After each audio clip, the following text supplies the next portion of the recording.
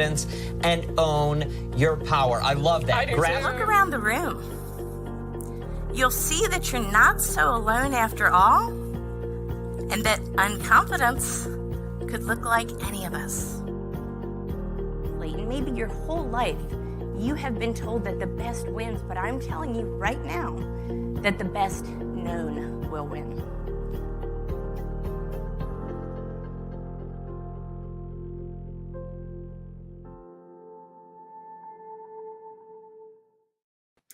Hello, everyone. It's a Monday. Thank you so much for tuning in with us today and being on the show, because you are here with us virtually, and I would love to know who's actually watching. So put in the comments what state you're watching from, or what city, or what country, because we have people from all over the world who tune in to this show weekly. So let's get into it. Today's show is an interesting take on confidence. We're going to be interviewing the descendant, the actual descendant of a former samurai warrior. So I thought a good title for this show would be Samurai Success: Unleashing Business Confidence. And my guest is nothing short of remarkable, and her story is incredible. Lori, I would love for you to introduce yourself, and let's get to know you a little better. Well, great. Well, thank you, first of all, Tara, for having me. And my name is Lori Tsugawa. I am a descendant of the samurai warrior, as she mentioned, because I found this out through a lot of research and after an accident, which brought me here today. It was Wow. a traumatic, just a two rear end accidents in it. I was diagnosed with mild traumatic brain injury. I get those. I'm sorry, TBI, but it meant that nothing less is not mild. It was just means that it wasn't a closed head injury, but I was bumped, and then my whole world was jumbled up after that. Wow. Yeah. Yeah. Okay. So there's, a lot going on there. There's a lot of, it sounds like a story of overcoming, a story of resilience, right? Yes. A story of overcoming some adversity. Mm. But, right now, you've got a lot of things going on, in your professional career. You're a TEDx speaker, so you've spoken on the TEDx stage. You're an author. You're, in business. You're very much use this kind of samurai strategy in your business to help clients as well. I would love to hear a little bit about that, and then let's touch on that accident as well that you talked about. So tell me a little bit about what you've got going on in your life right now. Well, what I have going on in my life is I'm using LinkedIn a lot more than I have in the past, and finding it very, very interesting, connecting with people that I had lost touch with. And it's more, I would say, more of what I'm wanting to do, go down the business avenue, and just really have good, deep conversations, because the Code of Bushido, which I base a lot of my teaching on, it includes courage, integrity, benevolence, respect, honesty, honor, and loyalty. And I realized, or found out through research, is that's what the samurai lived by. And that's what made them great. They were great warriors, but they were also had that right side, that left side of the, it's a great warrior, but the right side is did tea ceremony, or they wrote, they did poetry, haiku, uh, all kinds of arts. They were artists and teachers, scholars. So they were very well-rounded individuals, what we strive for today in our lives.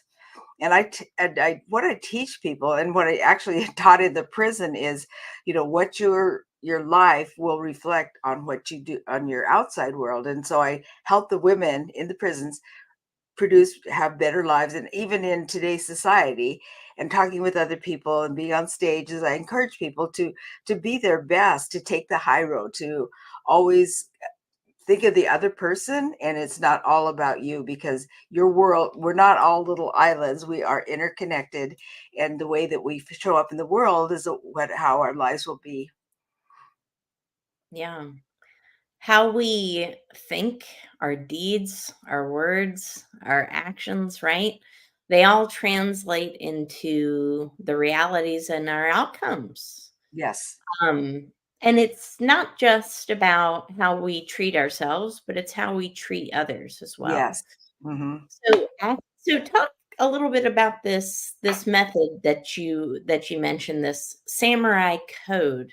I would love to understand it a little bit better. Can you break it down for me? I know you said one Sure. aspect of it is I do integrity. have this, and Mhm. it doesn't show out very well on StreamYard, but it is the Code of Bushido, and those you put yourself in any situation. You say, "What would I do? What are my parameters? Where do I put my stake in the ground?" And most people, I would say, whether it's personal or business, want to have people that they trust, that they know, that they like, and actually that. The accident made me a better person. It made me really realize that life isn't easy for everybody. It's not um, it's not this American dream for everybody. And so I being in the prison helped me realize that no, everything is not the same. And then looking into my parents' background and studying that and also writing about it, realize that people can overcome adversities and their brain can and does produce and new neural pathways in order to succeed, because I was a mess. I just have to say I was a mess back then. I don't like to think back to those days, but it made me a better person. It made me overcome adversities, and I set the goal to write a book. And so I actually did write the book, and it was self-published, and then I was offered a contract with Tuttle Publishing, and so it's now published by a major international company, and it's being seen and read more throughout the world, and because of the more international distribution. Wow. So we have this samurai code of ethics, and you mentioned prison, going to prisons, but I don't think you mentioned why you started doing that, uh, and anything about any details associated with it. What exactly are you doing with the prison system or with people who are in? Well, I'm not anymore, but what happened was I've been a Toastmaster for quite a few years to overcome my adversity to public speaking. I'm a middle Mhm. child and I just hated it. In fact, one of my teachers said, "Lori's not going to get an A or a B unless she speaks up and raises her hand and answers questions." And so I did. I did that for the whole year I was with this one teacher. But then I reverted back to being the shy middle child. And I was challenged to do a through Clemmer and Associates to do a seminar, and so I did. And they said, "Well, the one thing you'll do is you'll introduce the speaker," and I just about gasped on the other. Back then, we used telephones, and I said, "Okay," and so I just literally went to the nearest Toastmasters to find out how to gain the confidence to speak it. She said, "Oh, don't worry, there's a script." I go, "Okay," and that's good, but um, I just didn't like speaking, but now actually I love speaking. I really do love speaking. I'm also a storyteller, and when I that all came through the prison. I went to their Toastmasters group as a visitor, and the women in the prison really resonated with me and what I was doing, and the coordinator for the volunteers said, "We need to have you in this system. We really want you here." I said, "Okay." So she found a place for me, and I was there for almost 12 years in teaching women that they can have a better life, and encourage them to find out what they're good at, find their ikigai, to also go through the Code of Bushido, my book. And if I can do it in the prison, I know I have. I can go from the prison house to the penthouse, and I have taught people that are out of prison. But I said, you can be free right here in the prison, and you can be in prison if you're outside these doors. So it's all a matter of what goes on between your two ears. Wow, let's hang on that for a minute, because in my book, How to Grasp Confidence and Own Your Power, the last part of that five-step method that I teach is purpose, and I actually talk about ikigai in Oh, that yeah. Purpose is actually, it's a two-chapter section in my book. So I'm a believer in this, right? And I know a lot of our readers and listeners are as well. But the interesting thing about purpose is that I think it's really brought out when we experience a level of adversity and challenge. We as humans like to seek comfort. We don't necessarily want to undergo adversity. Nobody like raises their hand and says, "Sign me up for that." But when we undergo adversity, it can actually be very transformative to us and help us align with a deeper, greater purpose a lot of the times. I would love to hear your thoughts on that because you went through this accident and you went through a lot of adversity and struggle to climb your way back. But it must have had some type of transformative impact on you, don't you think, Lori? Oh, yes. I have always wanted to write a book, but never really sat down to do it. But this was my goal, to overcome traumatic brain injury, because I thought if I write that book, I will have succeeded in overcoming that adversity that I was facing. And it does shape you.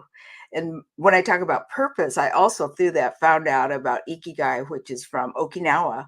It's over 1,000 years old, and that's part of my coaching program is Ikigai, Code of Bushido, and at the end, Gambaru. That's the Japanese word for never giving up. And that's what my parents taught me. You don't give up no matter what. I'm a farmer's daughter, and you don't give up. If it's raining outside and there's berries on the bush, on the rows, you just go out there and pick at it. After everybody else leaves, we work pretty hard most of my childhood life, especially in the summer. But it made me who I am, made me appreciate hard work, hard labor.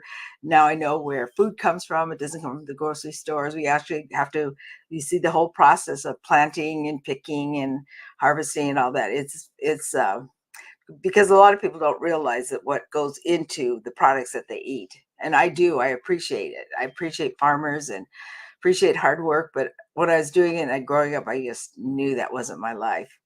Like a Mm. woman that I read about, Yayoi Kusama, who is the highest paid female artist in the world, and she's 95. She says she paints every day of her life. So she found her ikigai at a very young age. And I love it. I love her story. And I actually went when I was in Japan. I just returned about a month ago. I went to her museum in Tokyo, and it's just the impact that she's had on the world because she never gave up. Her parents said, no, no, women don't do art. Women are teachers, they're nurses, they're those kinds of professions that you need to find something that, but she did not give up from that day she discovered being in the fields and seeing everything in dots, that she never gave up. And that was over almost 90 years ago that she did that. She found out at a very young age what her ikigai was, but I didn't find out until much later in life. But it doesn't matter if you find it at age 10 or age 50 or 60, like the Colonel.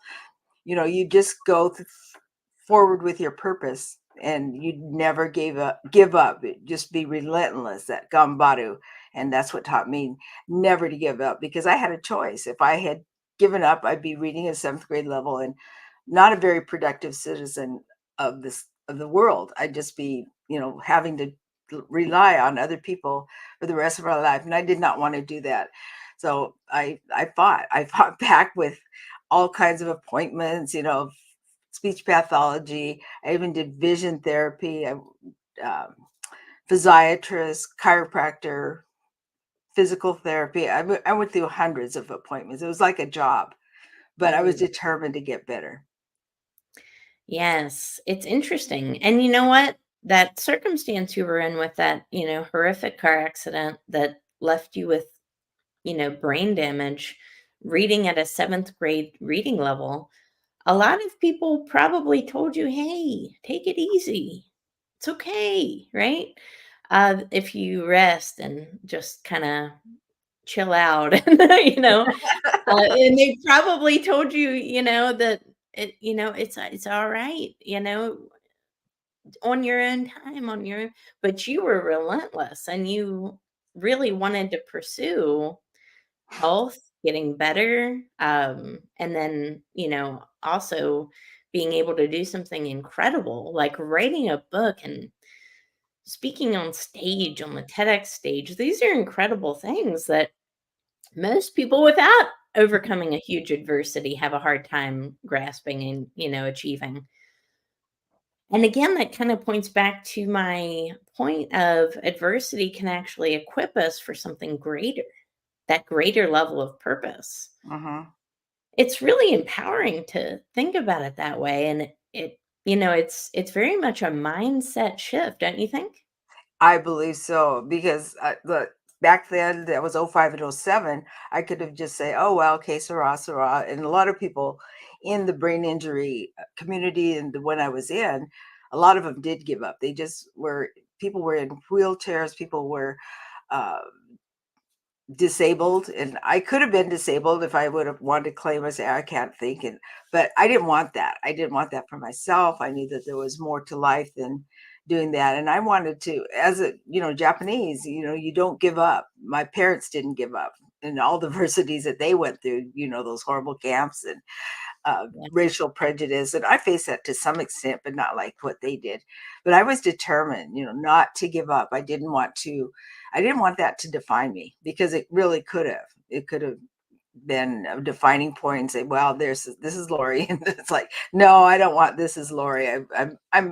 I believe that I had a better life and a more productive future ahead of me if I just continued. And that's what I did. I just continued, and I sought out professionals who were sympathetic to that, because there were professionals. As I said, my ophthalmologist said, there's no correlation between you reading at a 7th grade level and your injury. And I said, okay, thank you. I did not go back to him because I knew that there had to be some kind of solution. And so I continued to seek out professionals that were more aligned, like physiatrists. They don't want you to, they're doctors, they're not surgeons. So their main intent is to make you to rehabilitate you. And that's a lot of athletes, a lot of people have gone through car accidents, through strokes, to physiatrists for that reason. They don't want to take a lot of pills. They don't want surgery. They want to do it, and they want to recover back as best as they can. It's amazing how plastic our brains are, and when I say that, I mean they're so malleable. We can do so much more with them, even if they are injured, even if there's a limitation there. And this it's called neuroplasticity, right? Mhm, mhm. Our ability to continually, grow the neural connectivity of our brains and create new neural pathways and learn, is all within our reach. It And is. it's important that we don't give up. And regardless of what circumstance we're facing in life, if our business, if we're, maybe we're aligned with purpose, Lori, and we have a business but it's struggling, don't give up. If you're facing an extreme adversity, either physically and mentally or emotionally, don't give up, right? What I've learned is that time goes by either way, whether we give up or not. And I would much rather bet on myself. Yes. I would much rather try steady improvements. I would Mhm. much rather not give up than give in. Yes.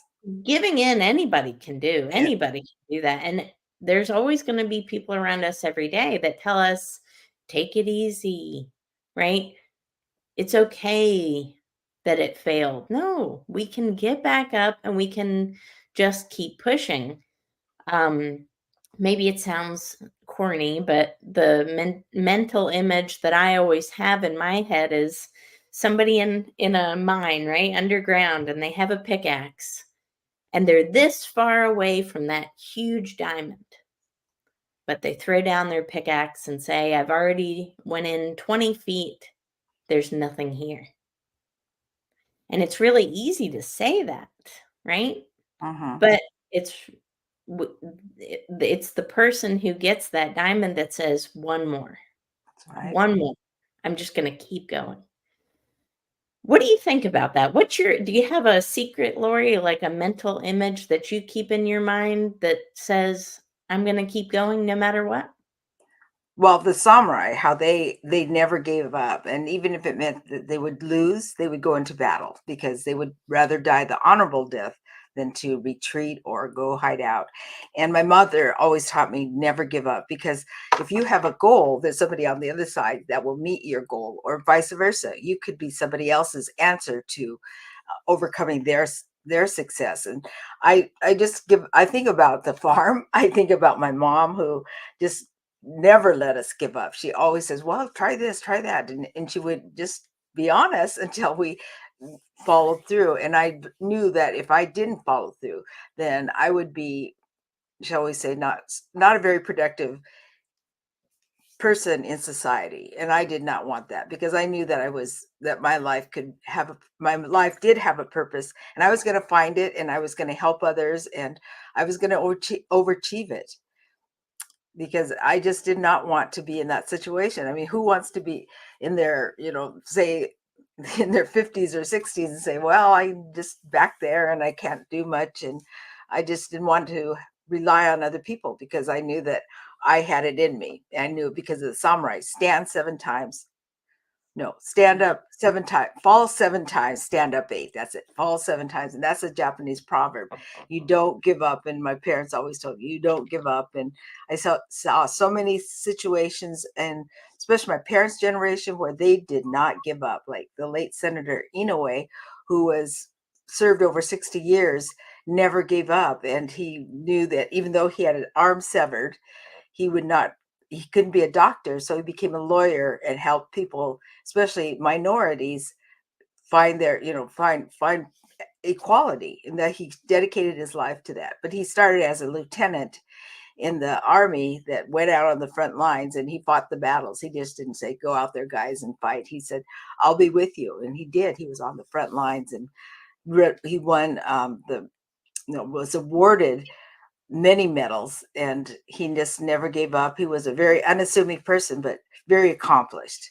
And so there's so many people like that in my book that I talk about that people don't know. There's people that of resilience, and the men of the 442nd, and how they fought, and they were the most highly decorated unit in U.S. military history for its size and length of time in service. And yet they faced prejudice. Nobody wanted them, so they formed their own unit, and they fought valiantly. They were without equal. Wow. Yeah, I you love just that don't so give much. up. Yeah, so much wisdom there, you know? But I want to highlight on this comment from Josie Madison. She says, love this. What an inspiring story. Living in alignment with your ikigai can lead to such a fulfilling life. Adversity often forces us to think outside of the box and come up with innovative solutions to overcome obstacles. Amen to that. So Yes. true, right? Yeah. And I've seen it in my own life.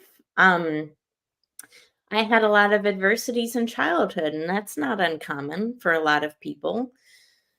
What's common is sometimes to use those adversities as a crutch and to Uh-huh. say, you know what, I'm just going to stay down. And the thing I've learned about life is, you're going to get knocked down. You're going to get pushed around a little bit, and nobody blames you when you do. It's not your fault. I want to mention that it's nobody's fault for getting knocked down. But in 5 years, Lori, if we still find you knocked down, whose fault is it? We have to have that samurai mindset a little bit and say, you know Uh-huh. what? I've gotten knocked down 7 times. I'm standing up each time. That's the key to success, isn't it? Never give up. Never give up. And that's Gambaro. And that was my mom. My mom loved her whole life, raising 6 children, and she had 5 children in 6 years, and then the other one came at the end. And I watched her being the farmer's wife. She didn't know a thing about farming, and she just went, everything she did, she just went through it full steam ahead. And she didn't take no for an answer. And neither did my grandmothers. That was one of my actually, I haven't been on 2 TEDx things. That was one of the themes, is never giving up. And I learned from my Japanese grandmothers. One of them I never knew, but one I did, how they never gave up. It didn't matter, if what the circumstances were, they did not give up. Yes. Amen. And I'm stubbornly persistent. I And like that. yeah, well, it was always a negative thing when I was growing up, Lori. So I'm just a very stubborn person. And it was always a negative. It was always brought out as a negative quality. Oh, you're too stubborn. You're too stubborn. You're too stubborn. Actually, as an entrepreneur, it's one of the best traits and, almost like precursors to success. I'm so stubborn. I'm so persistent. And I get back up so many times that nothing can stand in the way of it. And I started to realize that, a small trickle of water over time on a large boulder will crack that boulder in two. Yes. And we see this in nature all of the time. You look at the Grand Canyon as an example of this. The Grand Canyon was formed over millions of years of pure and utter persistence. That's all. And then it led to this humongous natural feature, right? That's all persistence is. So that's a natural example of it. But we as entrepreneurs can be natural examples of this as well. You get turned down by a client, you get rejected maybe, then you know what? Be so stubborn and so persistent that now you're going to reach out to 2 more people. Let that rejection start fueling you instead of destroying you. And then I feel like that's when you get a little bit more closer to that samurai mentality, don't you think? I think so, yeah. I think so too. I'm going to start picturing myself with a samurai sword. And you know the story about Tomoe Goes In, the famous female. She was relentless, and she lived to be in her about 90 years old. Way back 1157 to 1247. That's a long life. Way back then, even now, 90 years is higher than average. And she never gave up, and she didn't care whether or not she did not get the, shall we say, the acclamation that she needed or was deserved, but that didn't stop her. That was not her goal. Her goal was to be the best female samurai warrior, and she was, as far as we know, that she is the one that has been featured in anime and manga, and people look up to her. And I saw her in a historical parade, and at that time, way back in the 80s, I didn't know there were female samurai, but then I started researching about her and finding out about her life, and she was incredible. She was just gave us people. When we live our lives, we don't realize who we or how we are affecting others, and you want it to be a positive thing, and you want it, at least I would think people would want it to be like Tomoe, what are the people going to say about me 1,000 years from now? And they're still talking about her. They're still featuring her. And she's an example of courage and just never giving up, that Gambaro spirit. Yes. And you know what? If she would have given up, would she have built a legacy? That's right. No, she would have been forgotten. Would have been forgotten in history. Let this be a lesson to everyone who is listening to this show right now. If we have no other takeaways from the show, if we give up, we don't build a legacy, folks. And it's really easy to give up. Again, every time we kind of hit the snooze button, it could be the actual snooze button, right? Or the proverbial one. And we say, you know what, I'm just not going to take action right now. Now's not the time. Right? Maybe tomorrow will be better. Maybe next year, next month, whatever. And then you know what? Again, that, like I said earlier, that time kind of goes by either way. So really mastering this samurai mindset that we're talking about is really capturing the present moment and not giving up in that present moment and not giving in, and instead just stubbornly persisting until you build that legacy. Because again, something that's stubbornly persistent, nothing can stand in the way of it. Nothing. So you went through this huge adversity. You had this traumatic brain injury that you were reading at a 7th grade level. And then through stubborn persistence, not luck, stubborn persistence, right? You overcame, you became a TEDx speaker. You said you've spoken on the TEDx stage twice. I didn't even know that. Yes, I'll have to check out both your talks now. And then you go and write this incredible book. and develop this incredible formula to help other people succeed in business and life.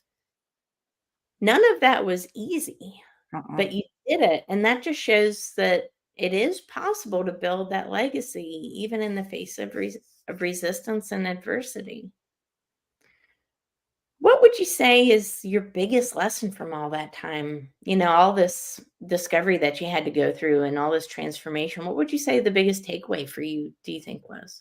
I think just owning your own power, just never giving up. And I talked a lot about Gambaru. That's my, I saw it so much growing up. My parents went through, horrible adversity, and my mom started a business, and she said, I don't know much about this, but I'm going to take this business and make it a success. And that was over 40 years ago. And the business is still in existence. And that's a testament to her and her determination. And she worked tirelessly. And I saw her that she was fulfilling an empty nest syndrome. And this opportunity came about right after the Mount St. Helens blew, and they bought the property. And she says, "I'm going to run it." It was a dilapidated buildings and a defunct business, but she made a go of it, and now it's like a destination nursery in the southwest of Pacific Northwest, but it's the southwest part of the Northwest. And it Wow. is a Japanese nursery, and that's what she specializes in. And now, she's passed away, but now my brother's taken over, and that still is the Japanese maples and the Japanese plants, and that is the theme of the nursery. I love that. And I love how you embrace your culture so much and incorporate it into your business and your, just everything. It's so cool to see. They- Um, I just really like that. And it's not every day you talk to a descendant of a samurai warrior, right? This is so interesting to me. And I know it's interesting for everybody else that's listening as well. But Lori, what a pleasure. Thank you so much for the interview today and for being on our show. How can anybody get a hold of you? What are the best ways people can get a hold of you? Because I know people are going to want to reach out. Okay. Well, my website right now is called just Lori Whaley, LORI WHALEY.com. And it has information, and you could subscribe to my email. Almost weekly, I've been doing not interviews. I've been doing they have them just talking and sharing about my experience, because I've been to Japan. I came back from probably my 13th or 14th trip, and I love Japan. It's my happy place. I plan to take people there again next year. And just because unless you are in the culture, it's hard to understand how wonderful it is. You don't see litter, you don't see garbage, you don't see in the city of Kyoto, of over like 1.5 million people, I saw 2 homeless people. You don't see Wow. garbage, and you don't see graffiti on the wall, because they teach them in the grade school. The children are the janitors. They don't have janitors. They clean their school before school and then after school. They also serve each other. And so there's a lot more community and personal responsibility in, I believe, in that culture. We can learn that. I mean, we're here in America, and not everything would work, but there are things that I really appreciate about Japan. Nobody's walking around eating on their cell phones. They just are very respectful. The only time you get pushed around is maybe at the peak hours, like going to work or coming back from work. You literally you see people being pushed into those cars, and I don't know, well, if they were polite and everybody walked out, no, they wouldn't get home for several hours, because there's so many people. And I just, unless you go to Japan, I feel like you don't get the full understanding of the samurai and how it has permeated throughout society. Like after the tsunamis and earthquakes, people helped each other. They returned millions of dollars back to the police station so that people could have their safety box or their goods or their jewelry. It was all taken to the police station so that people can receive what they lost. Mm-hmm. I love that. That sounds amazing. I haven't made it to Japan yet, but Whoa. my daughter is 8 years old, very into anime and Japanese culture, so I'm sure we'll be making it over Oh, there. that would be wonderful for you. Well, it was wonderful talking to you today, Lori. And thank you for everyone who tuned into the show. Guys, don't forget to hit subscribe so you can make sure to not miss interviews with the most interesting guests in the world. I don't use that lightly because I literally do interview the most interesting people every single week, sometimes twice a week. But make sure you hit subscribe, refer this to your friends, share it with your networks, and leave us a review with your experiences because we love hearing from each of you. Thank you so much, and we will catch you on next week's episode. Take care. Thank you.